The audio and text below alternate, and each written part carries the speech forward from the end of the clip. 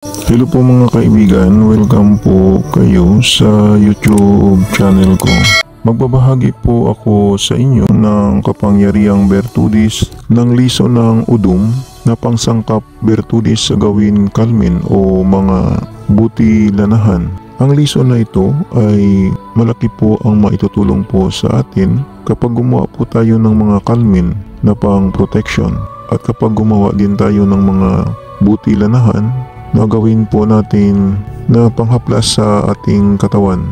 Ang liso na ito ay may kapangyarihang bertudis na tinataglay na kapag nalagay po ito sa tilang pulang ay protection po ito sa mga taong may masamang tangka at sa taong nagsasalita po ng masama po sa inyo. Kapag dala po ninyo ang liso ng udum ay hindi po makapagsalita ang taong madaldal o nagagalit po sa inyo. At nauudom din po ang taong may masamang tangka o balak po sa inyo na hindi po niya matuloy ang kanyang masamang balak.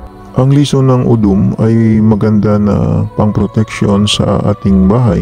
Ang gawin po ninyo, kumuha po kayo ng 7 piraso ng liso ng udum at dasalan po ninyo ng 3 sumasampalataya sa Ama. Pagkatapos ilagay sa pulang pouch at isabit sa pintuan ng inyong bahay.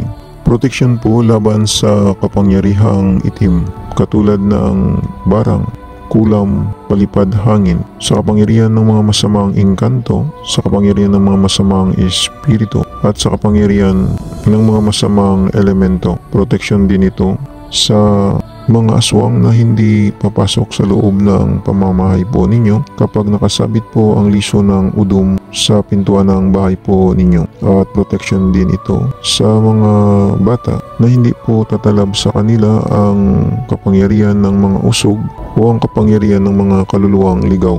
Ang gawin lang po ninyo dito ay kumuha lang ng 3 piraso at balutin ng pulang tila na gawing kalmin at gawin protection ng mga bata. Ang liso ng udum ay protection din laban sa mga magnanakaw o snatcher na kapag naglalakad po tayo na nakasalumuha po tayo sa maraming tao at hindi natin alam na may snatcher o magnanakaw na gusto nakawin yung ating dalang-dala na bag ay hindi po matuloy ang kanyang masamang balak kapag may dala po tayo ng liso ng udum sa ating katawan. Yan po ang kapangyarihang bertudis ng liso ng udum. Tingnan na lang po ninyo ang video ng liso ng udum.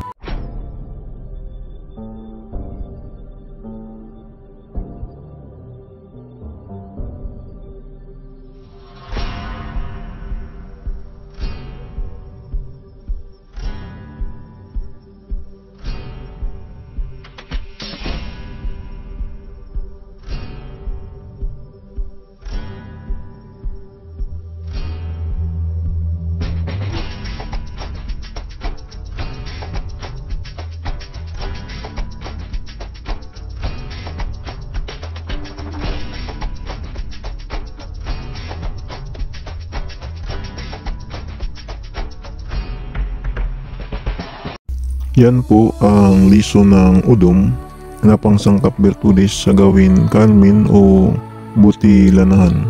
Sana makakatulong po ito sa inyo. Sa mga viewers at subscriber ng Milagro de Santo Cristo, maraming salamat po sa inyong panunood at maraming salamat din po sa pag-follow po ninyo sa aking shop sa Shopee at sa aking Facebook page ng Milagro de Santo Cristo. At mag-subscribe naman po kayo sa YouTube channel ko.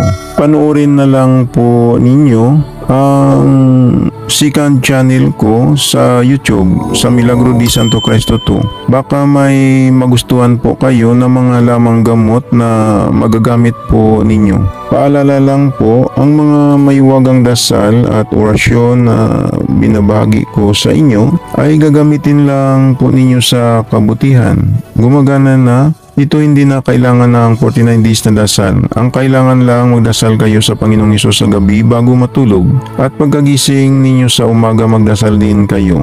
Mananalig lang sa Panginoong Hesus para lalong lalakas ang mga pagsambit sa mga maiwagang orasyon na gagamitin po ninyo. Yan lang po, maraming salamat at God bless sa inyong lahat.